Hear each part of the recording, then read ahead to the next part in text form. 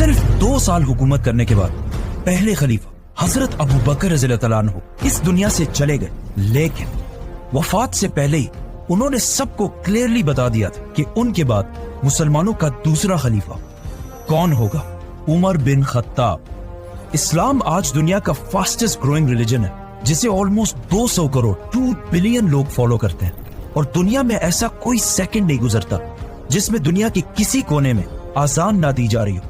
इस सब में हजरत उमर रज़ी अल्लाह तआला अन्हु ने बहुत बड़ा रोल प्ले किया, जिन्होंने सिर्फ कुछ ही सालों में मुसलमानों की इतनी बड़ी एम्पायर बनाई जो उनसे पहले दुनिया में किसी के पास भी नहीं थी। अलेक्जेंडर द ग्रेट और इवन मिस्र के फिरौन के पास भी नहीं।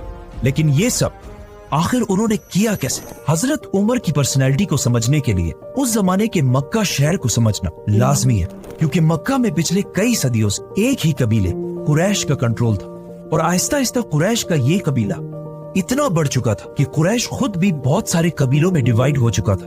और इन कबीलों के दरमियान अब मक्का में पीस बरकरार रखने के लिए हर कबीले को अलग अलग जिम्मेदारियां दी गई थी।